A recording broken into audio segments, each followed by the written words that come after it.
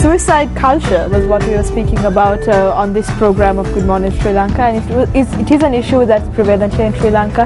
The rates, as we mentioned in earlier segments, have been going down, which is great news for our country. And we have Dr. Mahesh Rajasurya, who's been giving us all of this information on the program, very valuable insights that also about how we as individuals can approach this problem and really try to change the suicide culture that is there in Sri Lanka, even the things we say, and like you said, doctor, not to trivialize it, because at the end of the day it's the end of a life, and that is something that is very serious and should be addressed as such. But on that note, doctor, you wanted to speak to us about a few scenarios that you commonly come across, and let's analyze those and see what we can learn from them. Yes, we have already talked about one scenario where this young girl wanted to, she probably didn't want to take her life. She just wanted to perhaps send a strong message to her mother. Let's take another man, say 45-year-old man who has depression, clinical depression from time to time.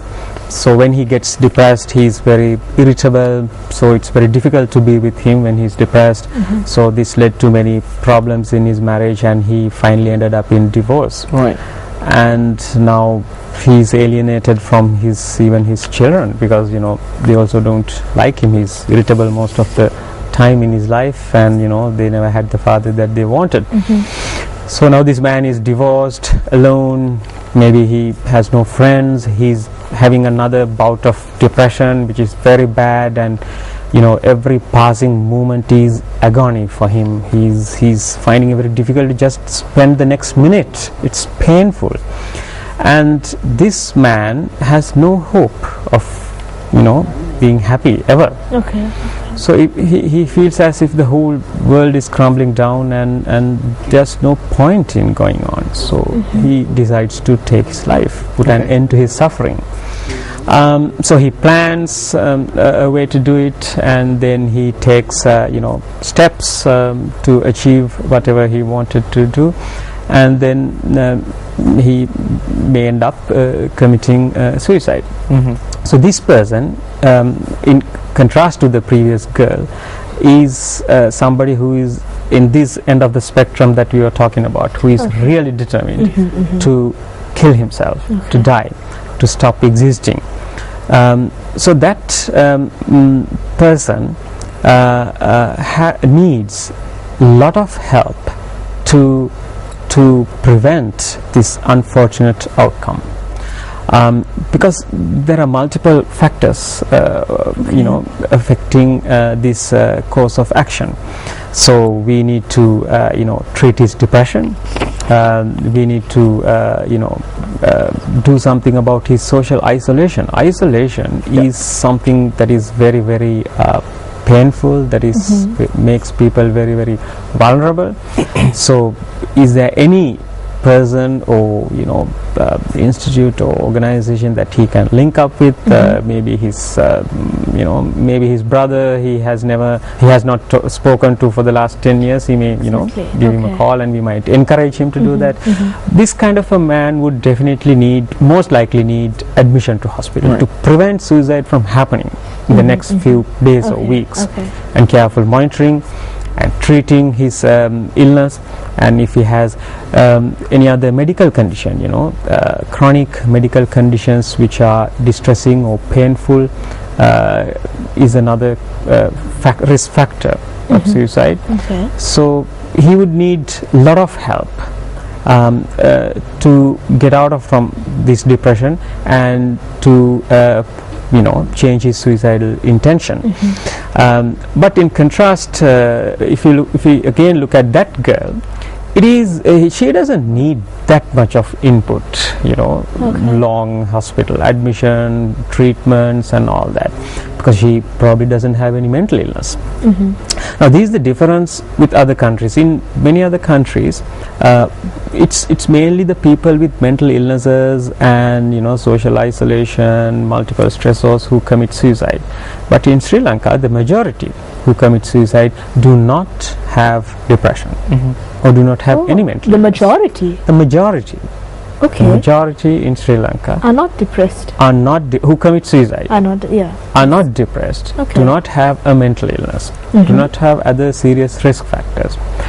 So the main reason or the main factor that drives them towards this is the suicide culture. Oh, I see. But the role the suicide culture plays in that man who is so determined to take his life is much less. Yeah. Okay. But still, nevertheless, suicide culture. I want to speak about being admitted to hospital and receiving clinical treatment for these things. Again, in cultures such as ours, it becomes taboo, where people think this man has been entered to the psychiatric ward now, and so because of that social and cultural barrier that's there, again people sort of refrain from talking about the problems that they have and trying to seek help from different outlets.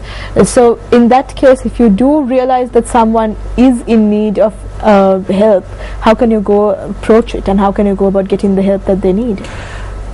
If we look at that man that we just talked about, I think he might have to be forcefully admitted to hospital. He might not, be willing to come to accept help. Yes.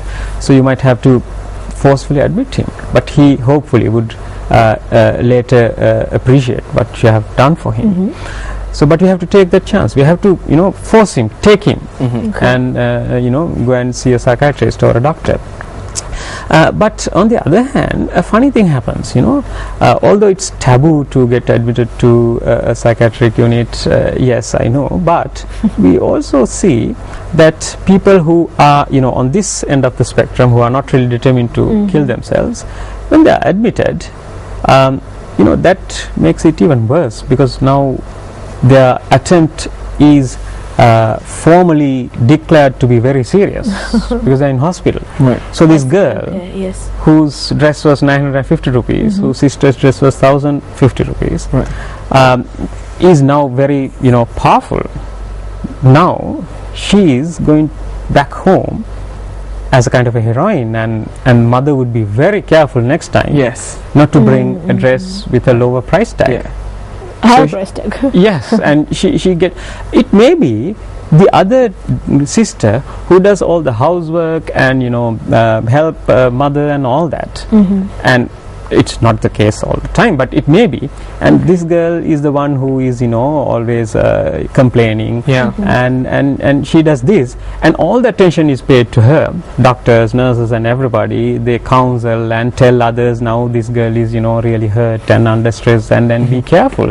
And so her sister is further penalized. Yes. Okay. So we have to be very careful in handling after a suicide attempt. Right. So when it's the youth, it's the responsibility of everyone around them as well to be perceptive to their problems and to see really what the issue is there. So thank you so much, Dr. Raj Surya, for being with us on the show and for giving us these really hard-hitting facts as well as the insights that you have given us into this suicide culture here in Sri Lanka. I think it's very important that we address that, and we hope that you learned something from it too. Thank you, Doctor. Thank you for being here on Good Morning Sri Lanka. And after the break, we will be speaking to a lovely lady who speaks the language of flowers.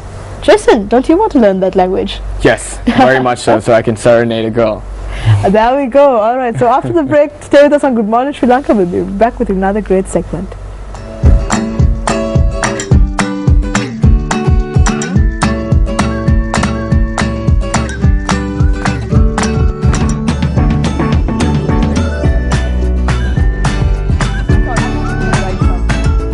Hola, senoritas and mamacitas. I don't know where I was going with that. Welcome back to the show. You're wondering why I'm holding a rose and sniffing on this? Because it smells good. And plus our next guest, with Amaya, of course, is going to be a flower enthusiast who owns her own business. She's really awesome because I just met her just a few seconds ago.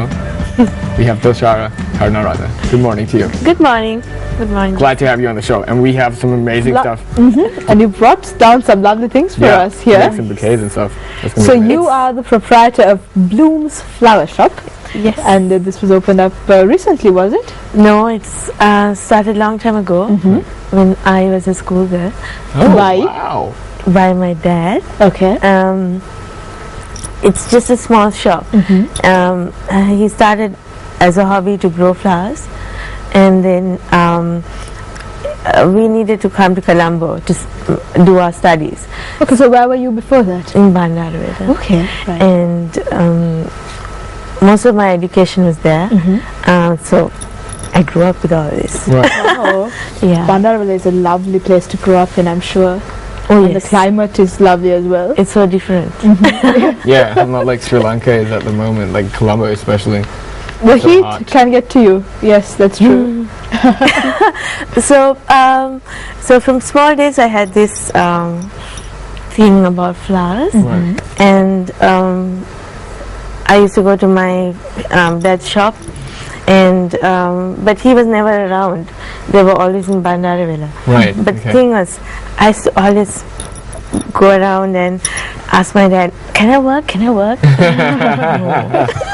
Right. So you should obviously play around with mixing these flowers together and whatnot, and that's pretty much how that built your passion into making these. Yeah, yes. But it didn't come easy. Okay. I see. It's a lot of hard work, I'm guessing. Lots of work. Yeah. So because you that's went from let me work to, oh, this is a lot of hard work. No, hard work with my dad. Yeah. My mom. Okay. Because they saw the flower shop. I mean, it was a business, but they didn't see me working in it. So they were like, "No, you had to study first." And I'm like, "Okay, I will study." So then I had to study, and then I did my A levels, and then it's like, "Can I work?" I was like, "No." So one track mind you have there, Shaya. Oh yeah, and then like, "No, no, you have to study harder. I mean, higher." So then my mom is a lawyer, Right. so she always said, "You can be a good lawyer," because I used to always argue with them, Yeah. and I still do. But then you know, what they said was right. You have to have education also behind. Yeah. It's not easy because today it's like very competitive. So you learn lots of other areas, not only just flower arranging. Yeah. How to manage business, how you can